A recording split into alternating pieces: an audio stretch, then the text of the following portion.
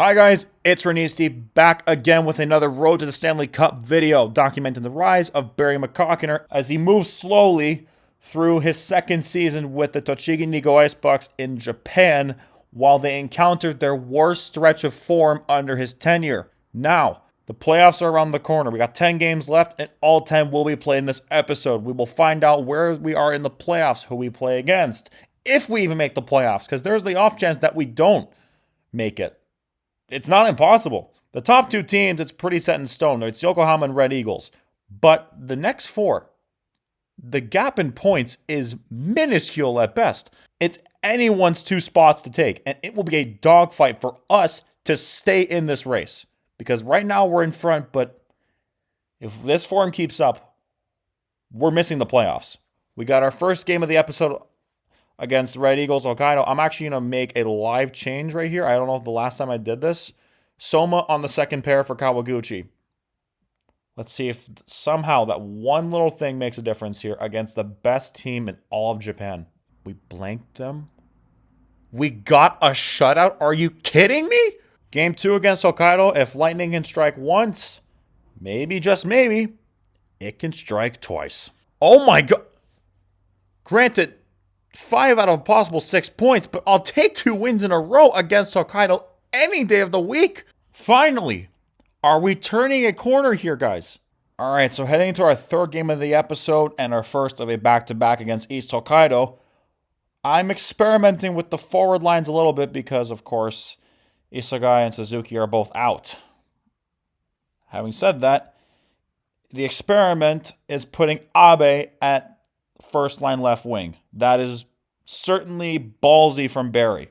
It could bite us in our back end, but he was hot to start the year. Maybe, just maybe, playing with a bit of a better quality group will make him click. It's not even up for debate. We have turned a corner. Guys, finally! It took long enough, but if this form keeps up into playoffs, if we do make it, which we're getting closer, we will find out in the next few games. This is a great run of form to be on heading into the playoffs. Oh boy, we have a DEL offer. The Wild Wings. Their team is certainly good. How are they doing the DEL though? Yeah, they're just above the relegation zone. Granted, they won't get relegated because Leuven is not that great. But we can't do this. Not now. And I guarantee the money's going to be great because it's going to be DEL.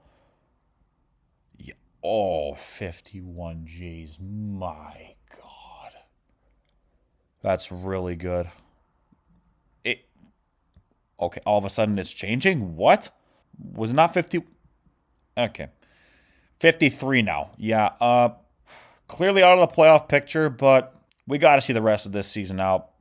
As crazy as this is, we're saying no to one of the best hockey teams in Germany.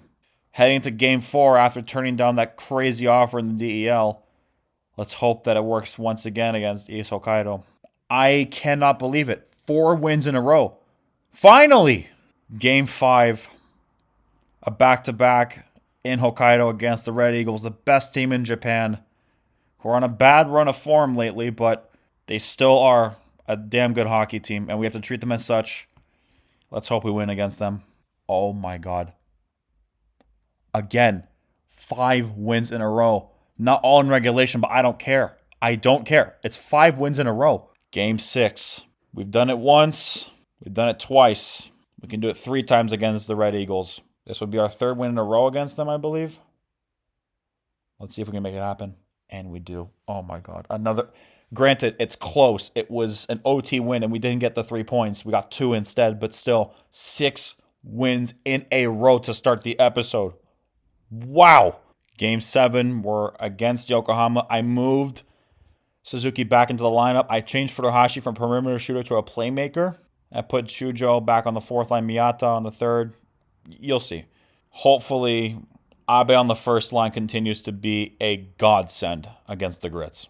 And our winning streak continues. 7 games. 7. Game 8. Can we make it 8 in a row against a team that early in the season was tormenting us game in, game out. We'll just have to wait and see. 8. Oh my God. 8 wins in a row. I think the FHM gods heard that Barry was trying to get rid of this whole second season syndrome stigma and was like, you know what? Maybe we'll just make your luck a tad better. I mean, you went into your tactics, changed some things up, and, well, magically, this team is playing better. All right, heading into Game 9, our lines and pairs are the exact same, apart from the fact that our backup got hurt. So Wakimoto got called up, and hopefully as a backup, he can do his job if he needs to be pulled in. 9? Oh my God! 9 wins in a row. Are you kidding me? All right, Game 10. I am not going to drop the U word because I am a man of superstition, but we could have a U blank episode for the very first time in this series. So let's get it done and end the season off with a W. And I think me even mentioning said U word made the FHM gods laugh at me and say, you cannot have any nice things. Either way, a 9-game win streak was a pretty good way to end off the season. I'm not fussed over a 4-2 loss. Not right now. All right, the ALIH Best Coach of the Years. We're not nominated despite finishing second, but I can understand why. I understand why. GM of the Year, I hope I actually got nominated. Or Barry, but you get the idea. Not even. Wait, East Hokkaido's coach? Okay, well, they picked it up pretty quickly. Yeah, fair. They were in 6th for some time. Yeah. Then again, though, we weren't doing great ourselves, but whatever. Easton Armstrong is all of a sudden a Selkie contender in this league. Gotta love it. Young Guy of the Year, we don't have another Aito Iguchi, unfortunately. Defenseman of the Year, we don't have anybody. Goaltender of the Year, Onkvern, no doubt in my mind he should be in this conversation, and he is. And the MVP, we don't have anybody. In our development report to check out right before the playoffs starts, Tatsumi got better fighting, Sato losing some stamina, and Omuku getting slower.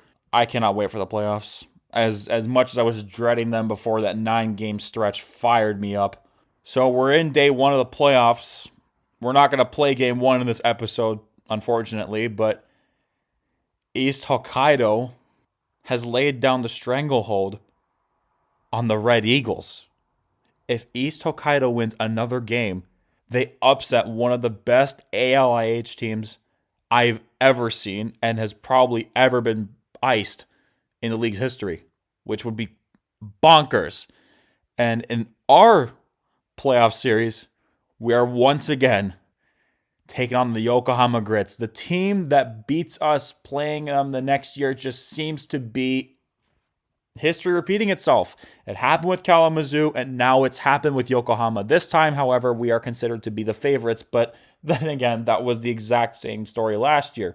That wasn't the case with Kalamazoo the first time around, or the second time, I'm pretty sure. So we'll see how this series pans out, but not yet, because that is it. That is all, guys. Thank you very much for watching. If you're as excited for the playoffs as I am, please remember to like and subscribe, and I'll see you guys later in the postseason.